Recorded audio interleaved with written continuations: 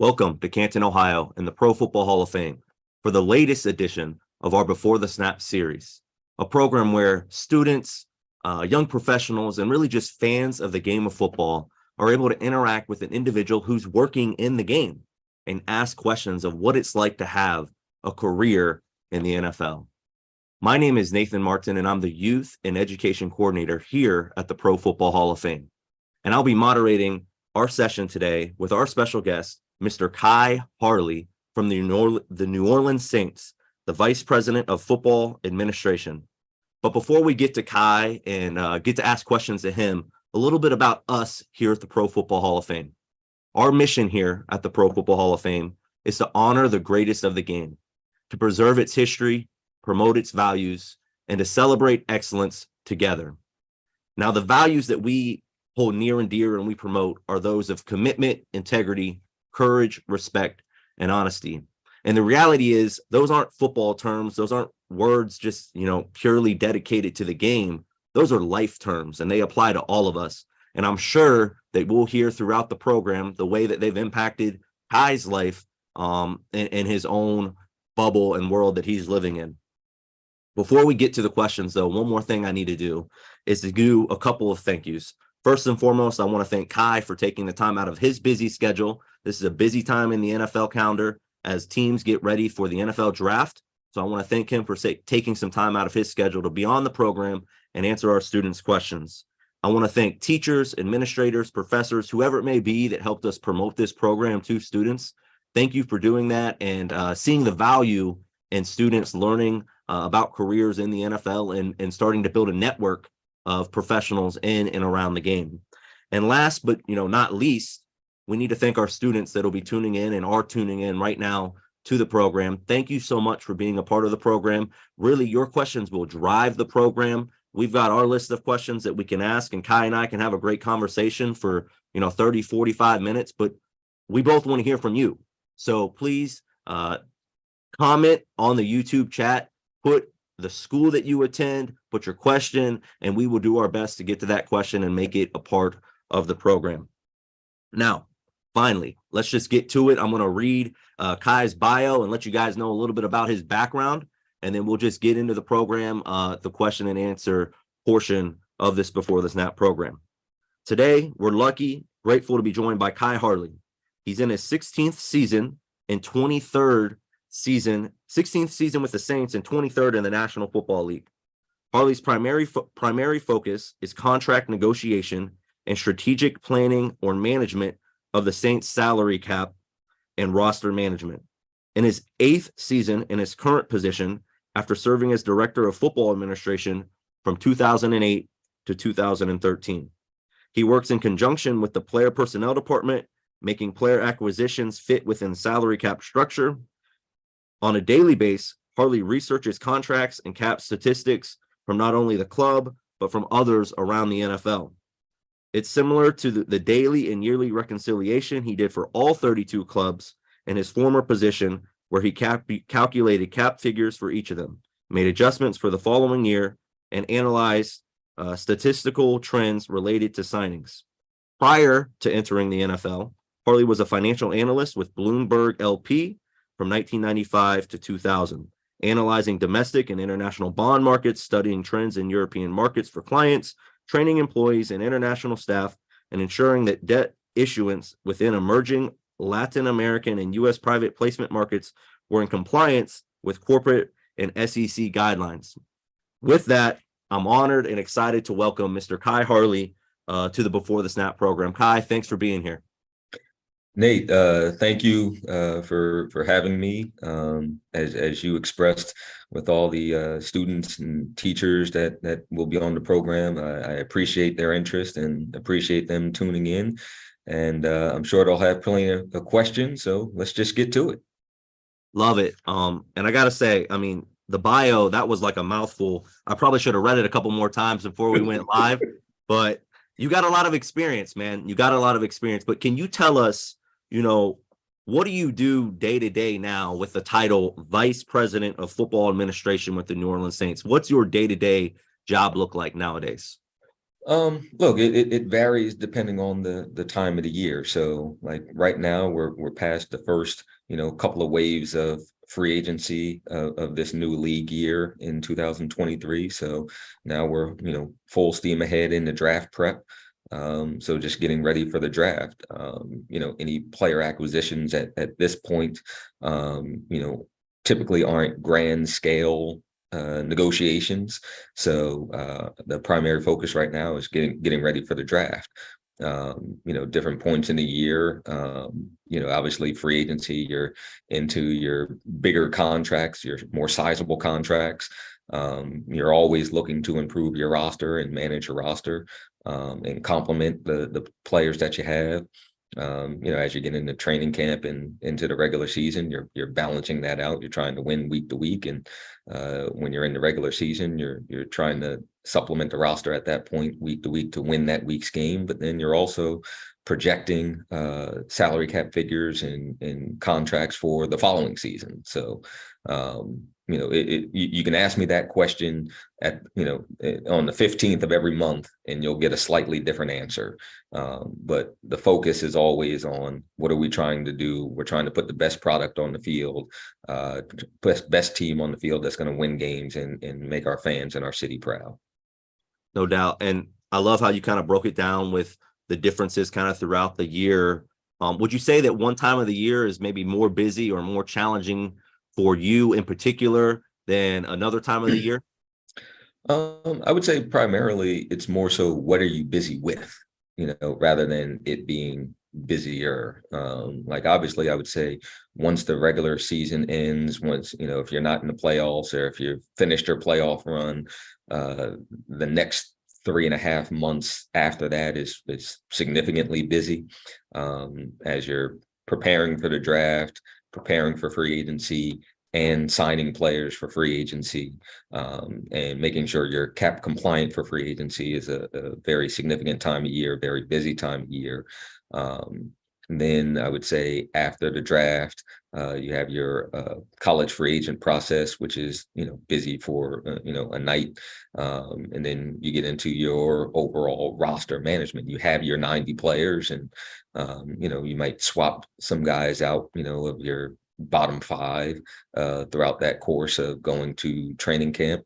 And you get into I would say you get into a flow of your daily work. But it's all going to be busy, and yet that, people often ask like, hey, when's your downtime? And they think, hey, when the season's over, it's your downtime. And I'm like, well, when the season's over, that's my busiest time. And my downtime is really about a 4-week period from the end of our vet mini camp to the start of training camp. But other than that, I would say it's pretty busy straight through. So you mentioned kind of not having that quote unquote downtime. throughout the year with your role and your position. And I think it's a topic that's it's relevant to students. It's relevant to people that maybe are just starting out in their career. Really, all of us at any point in our career, work-life balance, right? You've got a job that requires you to be busy, busy, busy, busy, nonstop. So how do you personally disconnect and find that work-life balance so that you can spend time with family and friends? Look, that's a good question, and I would say the way I respond to that first and foremost is I love what I do, right? So a lot of times when people begin to talk about work-life balance, it's when they don't necessarily love what they do, right? And that becomes a harder balance to make, which, like, when I worked in finance, I was good at my job. I loved the people I work with. But it wasn't what got me up in the morning. It wasn't what got me excited. So, I pursued a career change. And now that I'm working in this field that I'm really passionate about, it's easy to get wrapped up in it. But in terms of family life and so forth, I think you can be present without being present sometimes, which certainly I try to be that when I'm not actually physically there, to be present in obviously my wife and my children's lives and my extended family and their lives, and understand and know what's going on and be present. And yet I think you have to take a step back and you have to make time. It's very easy to get wrapped up into what we do, right? It's a 12-month-a-year job, and often for many months at a time, it's a 7-day-a-week job. So, when you get your time off, you need to unplug and you need to relax with family and give them the attention that they deserve. But it's putting things in their proper perspective. And, when you put family first, you're able to maintain that balance. Because you know what your proper perspective is, and you try and incorporate them in the things that you do whenever you can. So whether that's coming to a training camp practice, or coming to a game and staying afterwards and having a little family time after the game, or maybe have a lunch with your family, during the week or something like that, if they can make it over to the facility. But you try and find those pockets of time to address those people that are most important to you. Proper perspective. You said it there a couple of times. I think that's something that I can pull from. I think the students can pull from. All of us, like, we got to figure out how to never get too high, never get too low, always keep things, like you said, in proper perspective. And hopefully we're able to pull from that, throughout this program. And I'm sure you got some other gems that you'll drop on us as we continue. We got our first student question, so I'm going to dive right here. And I apologize if I say our student's name wrong. Zyshawn from the University of Arkansas at Pine Bluff. Just curious, and I know you can maybe speak to your background. Zyshawn's curious about internships in the NFL, best way to set yourself up for an internship, what type of internships are out there. Maybe you could speak a little bit to that, Khai. Look, there are numerous internships that become available from club to club. There's internships in the league office. There's internships at the NFLPA. The one thing that I typically counsel young people on is similar to what I said earlier, is what are you passionate about, right? There's so many different facets to this industry and to this business that there's no one shop answer for everybody, right? So that answer changes depending on what specifically it is that you're passionate about and that you want to do. Some of these internships might be seasonal, some of them might be annual, or they go in 2 and 3 year cycles, depending on the nature of what it is the person is doing. A lot of these things, positions are posted on LinkedIn or Teamworks or some other app or site, and some of them end up happening through word of mouth. It varies greatly depending on the nature and level of the position. But I would say there's a lot more exposure to these things than when I initially started. In the league, nobody, apps weren't in existence, when I started, so there are avenues to go to, and there's still a lot of networking involved where you find out that a position is open, or maybe it's going to be open, but I think in your studies as a student, if you're passionate about what you want to do, you try and incorporate that into your studies. And you try and use that as a platform to leap off to your next opportunity, to show your interest in working in the industry and your passion for working in the industry, that your studies and you're revolving everything you're doing around this pursuit of a career in this industry. So you use the buzzword there kind of in your response, networking and building a network. I know when I was in school, it was, kind of hammered into us. You got to build a network, start building a network now. Don't wait until you're ready to graduate and you need a job. You need to build a network early. What types of advice would you offer for students that are like, hey, I need to build a network. I know that's important, but how do I do it? What are some tips or tricks that you've seen and work for you personally, or maybe for some of the interns that have come through the Saints organization as well? Look, I think people's networks sort of run the gambit. But I think one of the important aspects to consider is whatever avenue it is that you want to travel, whatever position it is that you seek, trying to seek out those individuals who work in that field, right? So whether that's on the business side of things or whether it's on the football side of things, whether it's in coaching, whether it's in scouting, whether it's in administration, who are those people who are experts in the field that you want to work in? And then it becomes about trying to meet them where they are, right? The same way as employers, we try and find students where they're at, right? I think the days of expecting everyone to, knock on your door or sort of past us. So to find, good candidates, sometimes you got to go to where they're at. And I think the same thing for people looking to build their networks is find people where they're at, whether it's conferences, the combine, bowl games, or the like, or if they're attending alumni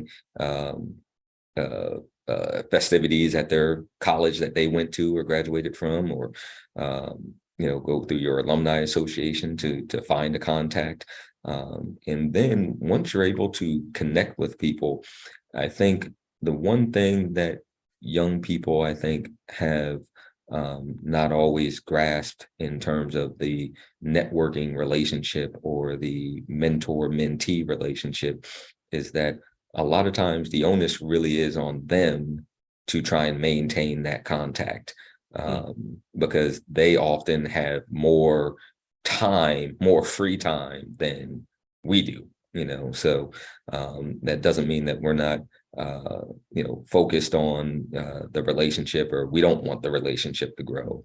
But sometimes we have to prioritize our own time. And sometimes the onus is on the mentee or the junior student to seek out that person, and set up a time and try and coordinate a time for when you can meet and continue those discussions.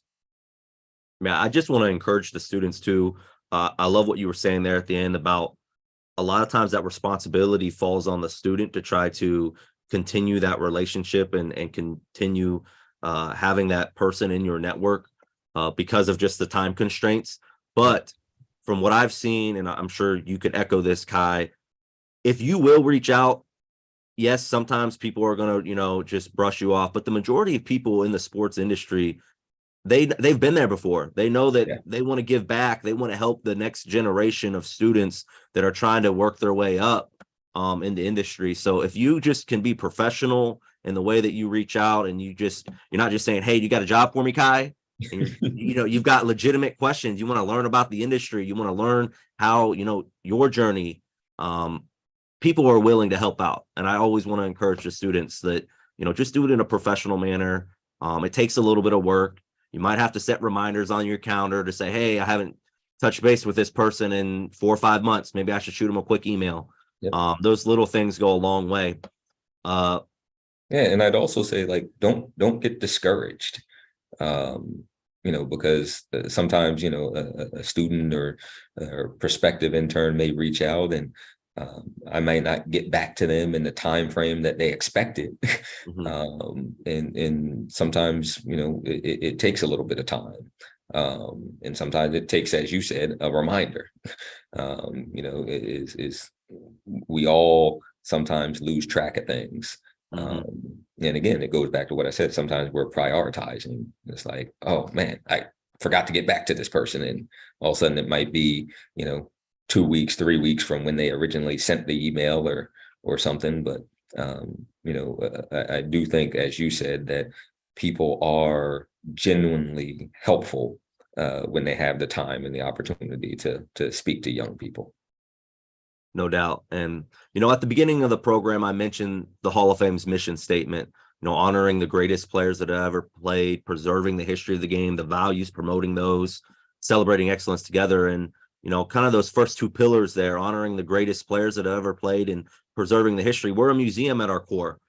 So I'm excited to go live. We got Jacob Ray, Youth and Education Manager. He's live inside our museum right now in front of a New Orleans Saints artifact that will look familiar to you, Khai, and I'm sure it'll relate back to your career in some way. So, Jake, take it away.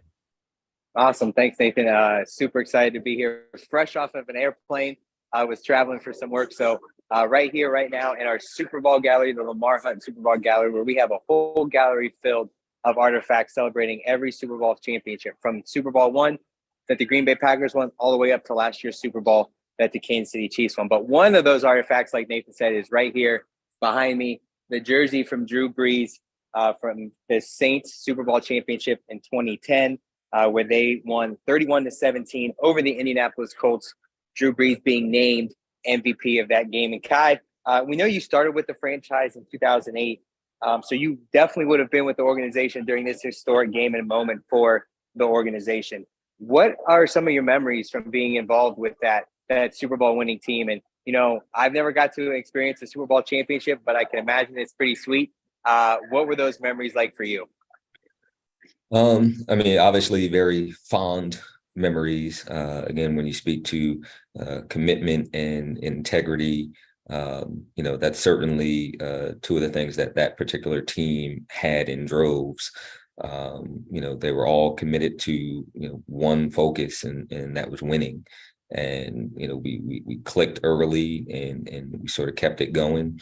It was a tough, gritty, resilient team. And I think it was a team that sort of beat the odds, if you will. I think, we started the season, winning 13 straight games. And I think with each passing week, people still were skeptical about how good we actually were. And I think the team actually used that as inspiration to continue to drive. But even more so than that is just remembering the city and how it felt around the city. This is a very unique place in the country, and the support that we receive from our fan base, from our city, is, in my humble opinion, unparalleled. And just remembering coming back from road games and seeing 3,000 people waiting for you at the airport, and you're trying to drive home, and it takes you 20 minutes just to get out the parking lot because you have all of these people, these fans waiting. And remembering coming off the plane after the Super Bowl, there's probably about 15 to 20,000 people waiting there. And I recorded it on my phone, and I still have that video on my phone to this day. And just seeing the faces of people and the joy that we brought to people, I think is special and something that you'll never forget. We're on the topic of Drew Brees here. Obviously, in my generation, I knew Drew Brees as a New Orleans Saint, and we know the person that he is off the field, full of character, great family man, and obviously was a great member of the team. For your role specifically, working within the walls of the organization, how important is it to have those high character guys like Drew Brees on the team that's not only going to bring your level of play up, but also, help mentor all these other young individuals who are coming into the organization? Look, it's critically important. And it's not just like it's critically important for the leadership positions on the team, but I think having high character bleed throughout the rest of your team. This is a game of adversity. And things aren't always going to go your way, right? So how do you combat, when doubt creeps in, right? How do you combat when adversity comes up? And that's when it takes high character individuals to be able to gut through those things. So I think you look for those character traits throughout your 53-man roster, but it's critically important for your leadership positions. But I think it's something that you have to keep an eye on for all positions, because when times are tough, it's those character, gritty individuals that are going to help you get out of it. I think it's another great way that football and life intersects, whether you're a student, an employee, all those same characteristics you just talked about make you a great football player, but also can make you a great member of any team that you're a part of. So, Nathan, that's all I have here from our Lamar Hunt Super Bowl Gallery. We got some guests waiting to look at this Drew Brees jersey. So I'm going to get out of the way, send it back to Nathan to continue the program. Yeah, thank you, Jake. And you had some great questions. You actually stole a question from one of our students, but that's okay. The question got asked. Khai got to answer the question, kind of just talking about how important it is to have high character individuals on your team, on the roster. So I want to dive back in. We got great job by the students, by the way. They're doing a great job submitting questions. I want to dive back into some of their questions. Khai, I know before the program, I promised we wouldn't have any hard hitting, salary cap related questions, but I think we can kind of spin this in a positive way that's not too hard hitting. This is Keith from Amherst College. Wanted to ask how you navigated the Derek Carr situation. You guys acquired Derek Carr this offseason. And really just in general, maybe you can speak to what is it like when you're negotiating contracts, maybe with a high profile player, which any NFL quarterback, that's a high profile player, a high profile free agent. What is that like for you and your position with the Saints? Okay, well, first, shout out to the student up there at Amherst. I went to Springfield College, which isn't too far from there, from a master's degree. But look, I would say in terms of negotiations, every negotiation really takes on a life of its own. Every negotiation is unique in and of itself. Like even if you're negotiating with the same player, negotiating a contract with the player 1 year is going to be a little bit different 2 years later, or even the next year. Like the player's a year older, you have more information. There's other trends that may have happened around the league that change the tenor and scope of that negotiation, or the trajectory of where that negotiation is going to go. And whether it's a high profile deal or a deal that's not going to hit the papers or anything, they all have some level of importance to your overall roster. Obviously the bigger deals, there's more to navigate in those deals. There's more to consider when you're talking guaranteed money, cash flow, where it fits in with the rest of your cap.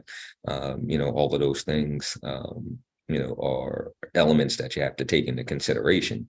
But ultimately your focus is always on improving the team and how do we put the best team out there.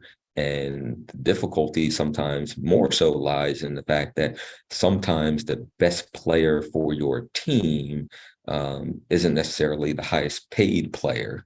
Or it might not be the highest paid free agent in that free agent cycle. Sometimes it's more about fit. Again, going back to character and commitment and culture, sometimes the right fit is more important to you than the highest priced talent. So it's really trying to balance out all of those factors. Obviously the statistics and how the player plays on the field, how you expect them to play, how you expect them to fit into your team on the field, how you expect them to fit into your locker room off the field, and how long can you expect to get that level of performance, and where does that fit in the marketplace in terms of where that valuation comes in at. So there's some quantitative elements to it, but there's certainly a level of qualitative elements to consider as well. Yeah, no doubt. And I know that Saints fans were really excited when you guys were able to add Derek Carr, but I like how you emphasize there, yeah, that one makes the headlines in the newspaper. It's being talked about on ESPN and First Take or whatever, but every single person you bring into the organization, there's a value to that. There's an importance to that. And like you said, sometimes it's not always signing the highest paid player because they might not be the best fit for your organization. You mentioned going to get your master's there at the beginning of your answer. We actually have a question related to that. This is from Rita, University of California, Santa Cruz. Rita is a business management economics major. Saw that you have a master's degree in sport management. And would you, Khai, say it's necessary to have that level of education, to have that master's degree to work in the NFL? I would say no, it's not a requirement. I know plenty of people within this industry that only have bachelor's degrees. I know some that have PhDs, so it runs the gambit. But I would say, like, what you're trying to do with any degree that you're getting is increase your visibility, right? You're trying to educate yourself, and you're trying to say, how can I be an asset to an organization? So you're looking for the requisite skills that are transferable to the job that you want and the job that you're pursuing. So what puts you in the best position possible to do that, in trying to figure out your educational path to fit that accordingly. And for some, it's about when that opportunity comes. If that opportunity comes after your undergraduate degree and you're able to get a job, then I'm happy for you. And some people, it takes a little bit longer. Some people might work in an entirely another industry before they get an opportunity to work in the National Football League. But I would say there's a variety of entry ramps into a position in this league. And some of it just varies depending on what it is exactly that you're looking to do. And you talk about a variety of entry ramps, and yours is maybe not the most traditional path. I don't know, you graduated from Rutgers, accounting degree, started working in finance, and then all of a sudden you're like, I need a career change. We have a question here, and this is from Nathalia from San Diego State University. Question is, are there opportunities to apply even though you maybe didn't major in the field that most traditionally would apply and get hired for that position? What type of encouragement or advice would you offer there? Yes, there's always the possibility of applying, right? There's no restrictions that says, unless it's like, hey, a law degree is required and you don't have a law degree, right? Right. But I don't want my doctors to not have medical degrees. Exactly. So, outside of the firm requirements for positions, I would say you don't necessarily have to have that degree, even though the person doing the hiring might be preferential towards someone who has that degree. I would say an important aspect of that, if you don't have a degree in the field that you're looking to work in, is where are the transferable skills that are possible, right? So how are you highlighting the transferable skills that you have that will benefit you in that position, even though you might not have the major in that position? So when I was in graduate school, I worked in the career services office. It was one of my part-time jobs. So I counseled people on the job market, resumes, in addition to whether or not they wanted to go to grad school. And one of the things that I talked about often with students was their resume, right? And if you're applying for a variety of different jobs, right, different positions, your resume shouldn't look the same for every single one of those jobs. Right? Absolutely. So you should be tailoring your resume towards what the person on the other end is looking for that particular job that's open. Right. So, and that only increases your chances of getting a second look. And that's the most important thing that you're trying to do when you're passing your resume around is how do you get to the next step? How do you get to the next phase? And it's highlighting those experiences that you've had in your past and those transferable skills that will help you in the position that you're pursuing. No doubt. I like the resume piece where it has to, they have to look different. I think so many students, they kind of just create that standard cover letter, standard resume, and they just send it to everybody without reading job descriptions and reading like, how can my skills actually apply to what's out there? Yeah, you want to cast a wide net to give you a lot of opportunity, but it just takes time. You got to go read those descriptions and adjust the resume for sure. This is a good question. This is from Dominic, a student at St. Joseph's in Philly. How would you've had a lot of experience working in the game of football with the Saints at the league, previous internships. How would you describe what makes the top performers in your department and other departments? What makes those top performers successful? Something that our students could embody to hopefully make them successful.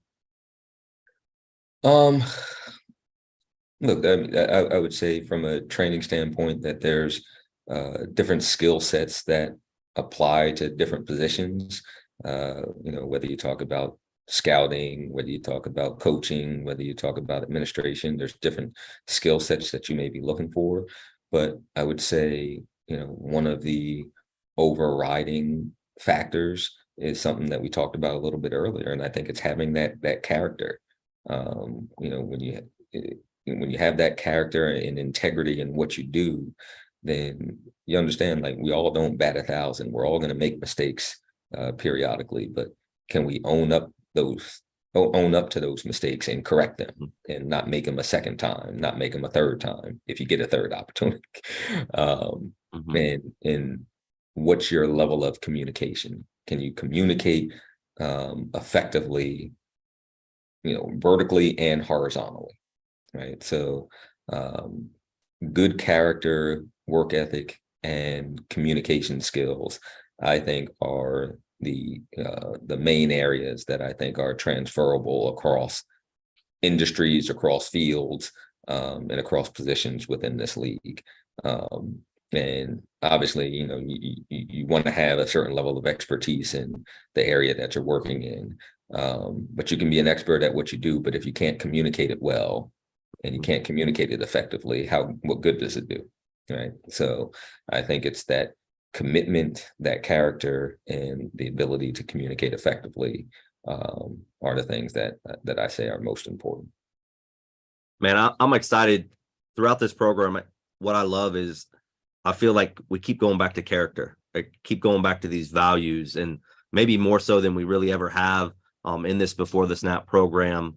So I appreciate that about you, and I see that in you. And really, we do our research. We try to do our research at least before we do these interviews. And I was reading, and I read that your grandfather was a part of the Tuskegee Airmen. Mm-hmm. And for students that don't know who the Tuskegee Airmen are, I encourage you, go look them up, research. It's worth your time.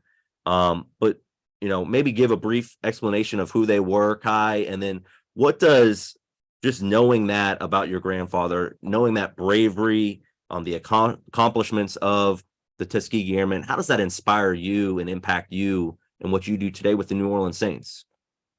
Well, first, I would say it's had a great impact on my life, and whether I was going to work in the National Football League or not, it's had a great impact on me.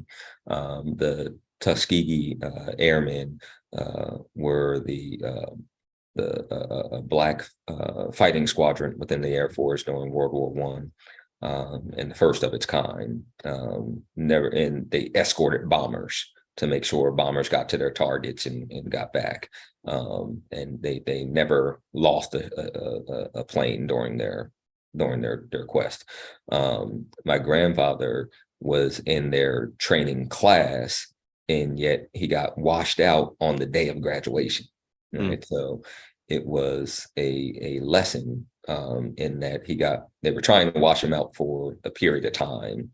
And he had the unfortunate occasion of his younger brother dying, and he had to leave to attend to the family.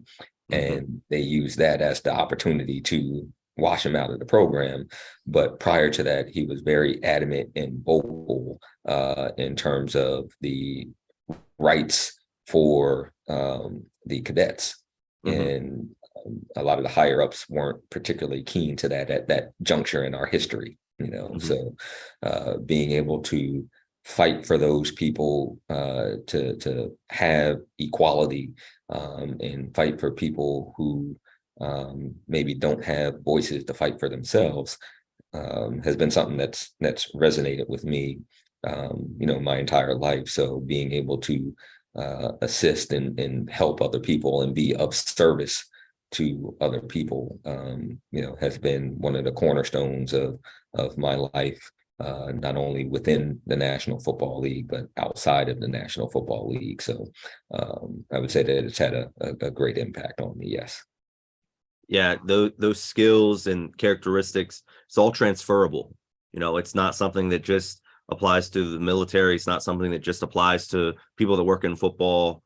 Being someone of character and discipline and commitment, that can be anybody in any career path. And I hope our students take that away from today's program.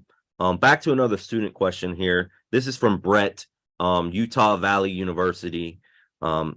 Heard that you had a background in finance, and Brett was curious, how different was your professional career in finance compared to what you do now working in football? But I mean, you're still working with numbers and, and salaries and that type of thing. So how different are those for you? I would say they're different from the standpoint of you're working towards a goal, right? So now in working for a club, we're trying to win games, we're trying to win a championship. And when you're working finance, it's like, okay, you're either on the one side of you're trying to make money, or you're trying to provide information for people to make decisions on how to make money, right? So the goal of your job is somewhat different in what you're trying to accomplish.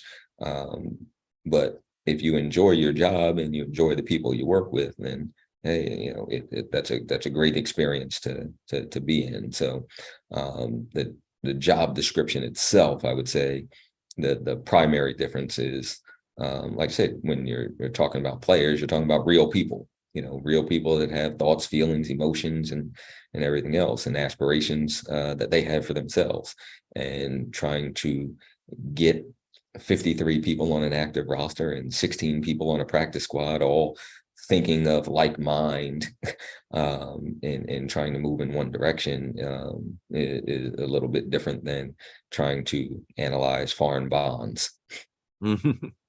Now, I know we've bounced all over the place with this interview. I appreciate the flexibility with that. I want to kind of backtrack in your career because the reality is none of our students that are watching are going to get hired right out of college as the vice president of football administration for any NFL club. That's not an entry-level position. Yeah. But you had a couple of internships, what I was reading, with the Colts, with the Eagles. Internships, that's something that these students, they might start out with. What were those experiences like with the Colts and the Eagles? And maybe what advice would you give students on like how to stand out as an intern to hopefully land that full-time gig? I mean, look, both of those were critical to my career because those were the entry ramps, right? Those were the opportunities that I was looking for. And look, I went from a full-time job to an internship, right? I went from a career to an internship. So, but I was happier doing what I was doing, right? It was the path that I wanted to work on. And I still have relationships with individuals in both of those organizations still to this day. But I would say, excuse me, that you really you stand out by your accomplishments and your work ethic and what you bring to the table, right? So the same things that have been a recurring theme, for the past 45 minutes, has been, hey, what's your character? How are you communicating up and down, and across? And what's your work product, right? And if you're putting 1,000% into this job, putting everything you have into this job, people see it, and people are looking for the quote unquote go-getters, right? The people that can follow instructions and that can execute. And when you focus on the right things, people will pay attention. So one of the things I talk about with young students, or young people who come in on internships, is focus on the job you have. And it's something that our general manager says, focus on the job you have more than the job you want. So sometimes people lose focus of that.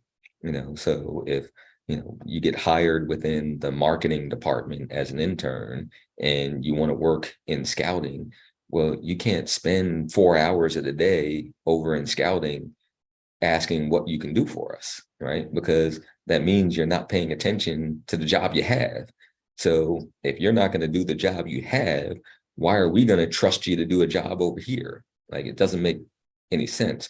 And it also relates back to some advice I got early in my career that it's very apropos, and I've taken it, and you could say I plagiarized it at this point. Is that from 9 to 5 you work on your job, and from 5 to 9 you work on your career. And I thought that was very prescient advice. In that, hey, if you get hired in whatever department, if it's not the department that you ultimately have a desire to work in, that's not your final destination, you do that job to the fullest. You give it everything you have, and we'll take notice. We'll find out, we'll see it. And then when it's closing time and that job's done, you finished what you had to do for that day, now come over to us and ask us what you can do. And if there's anything that we'll take notice of that. But that's the time period where you focus on what's going to put me in position for the next rung in the ladder. But you can't focus on those two things simultaneously when you have a task at hand. So when you're on the job doing it, then, like I said, you just bust your hump and do that to the best of your ability. And when it's closing time, then you move on to the next rung, and put yourself in the best position to move up to that next rung in the ladder. Man, there was a lot of rich advice, some great nuggets there, even some one-liners that I'm sure our students can take and put it on a note card, a sticky note, whatever they got to do to kind of put it in front of them to be inspired. But I appreciate just the realization and the fact that you emphasize, like, you got to bloom where you're planted. You got to be doing the best work you can where you're at. But we all have goals, and there's nothing wrong with having goals. And I don't want to discourage students from having goals. That's important. And it helps you be motivated.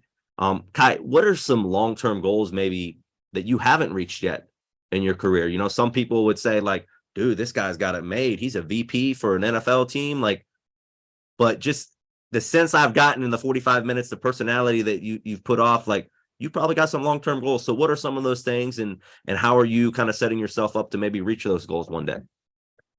Look, when I decided that I wanted to work in football, I said I wanted to be able to run my own club. So, that's a general manager position, president position. I wanted to be, responsible for the product on the field. I want to be, have my hands in winning a Super Bowl, and be a Super Bowl winning, general manager. That's the goal. That's the focus. That's the thing that drives your, competitive nature. And look, each step in the ladder again, you're trying to gain those skills necessary that are going to make you successful, not only in the present, but are going to make you successful in the future. Creating those good habits, right? And I've been very fortunate to be here, in Louisiana with the Saints, and our general manager here has put me in plenty of positions to grow and to learn, and honestly, I think it's more of a matter of time. At this point, my title could change, somewhat, but the responsibilities are going to be, somewhat the same. So I'm very involved in practically everything that we do. So it's a on the job, crash course learning of how to be a general manager. I think, Mickey Loomis is one of the best in the business, and I'm fortunate to, be here for 16 years, learning and growing, from his wealth of knowledge and wealth of experience. And it's only going to help me in the future, I think. I thought that's where your answer was going to go. Again, like I said, we do our research. We did a little bit of research before, but I think that's good for the students to hear. And I think them hearing from you and kind of learning about your career path, because my generation, I'm going to lump myself with the students. Man, we grew up, we played Madden. Like I was, multi Super Bowl winner on Madden. I was a great GM on Madden, but like, you don't understand like what the real work is to be a GM and, have that goal. And I think them seeing, your career path and what you've done might give them a sense, like if they're sitting there as a college student and they're like, no, I want to be a GM. Okay, well, what do I got to do to put myself in the position to be a GM? You don't just go play Madden, you might help if you can crunch some numbers and evaluate talent and those types of things. So I think that's good for the students to hear. I got another student question, and then we'll kind of wrap things up. This is from Abigail from the University of Alabama. She's getting ready to graduate this spring, actually, she said. And, if you could just give Abigail one piece of advice, she's interested in starting a career in sports. What would be that? Just, hey, I know you're graduating in the spring. Don't know anything else about you, but here's my piece of advice for you if you want to work in sports. Look, I would, without knowing specifically, it's hard to answer without knowing specifically what she wants to do. But I'll relate back to some of the qualitative things that we talked about. And I would say, don't get discouraged. If this is truly something that you're passionate about, then, keep going, keep pushing forward.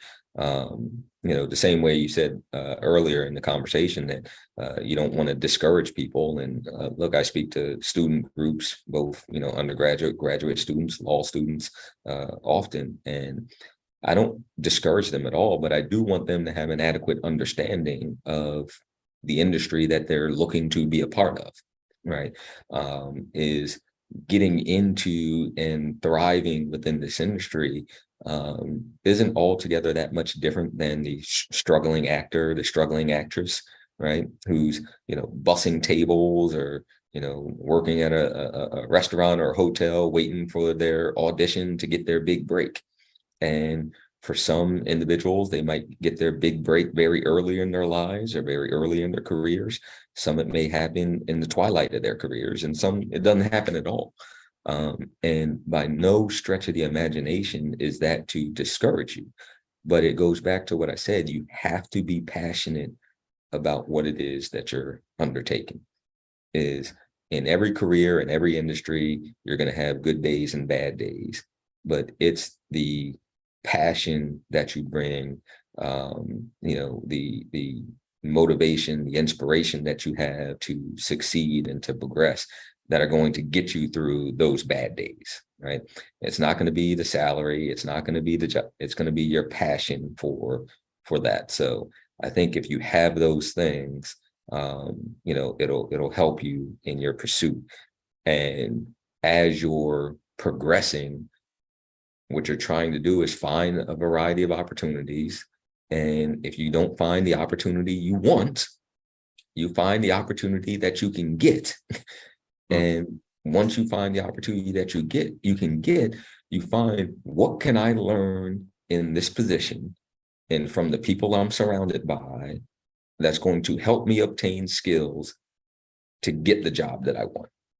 and to continue to pursue the job that I want, because I really don't feel that there's ever bad experience.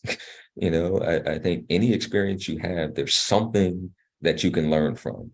Now whether something good or bad happened is a different story, but I think you can always learn something. You can learn something within your successes, and you can learn something from your failures, that will propel you towards the goals that you have for yourself. Yeah, I think kind of what you were saying there. I've heard, I think in, coach speech, there's not wins and losses. There's wins and there's lessons. If you can learn from those losses, that'll prepare you for future success. Several times throughout, and we're going to wrap up again here in the next 5 minutes or so. So thank you again, Khai. But you've mentioned passion, man. You've mentioned you got to love what you do. Why do you love what you do? Why are you passionate about what you do? Why do you get up in the morning and you don't hit snooze 18 times? Like, you're excited to go to work. What is your why? Professionally? I mean, look, I'm a very competitive person, right? So, I like to win. I think a lot of people like to win, but I like to win. I like the strategy of it all. I like the variety of it. Is, as I said, the focus of my job can change, each day, each month. So it provides, a certain amount of variety. Someone said variety is the spice of life.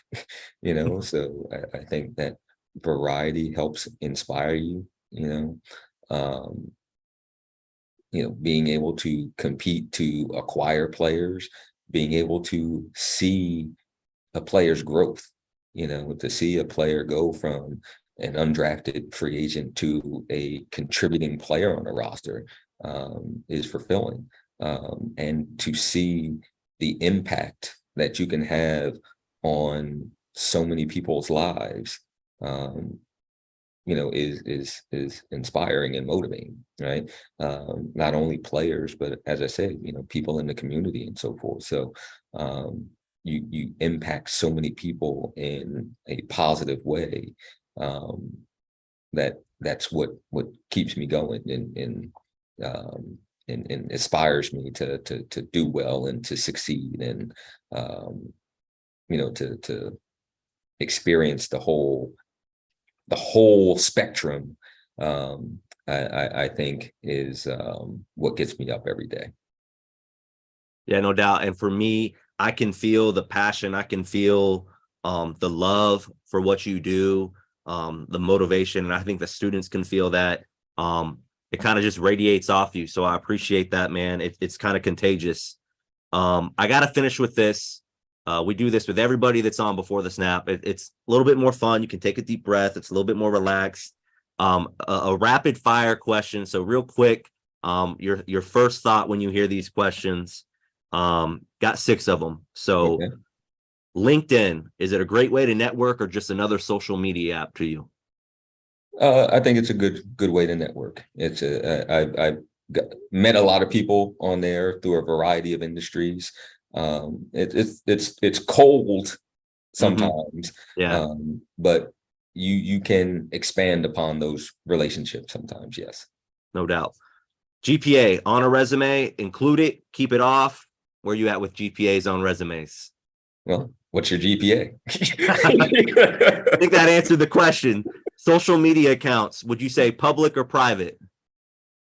I think that depends on, the nature of the position that you're looking for. Like, I'm not a big social media guy, and I think, like, I'm on LinkedIn. I'm not on, any other social media.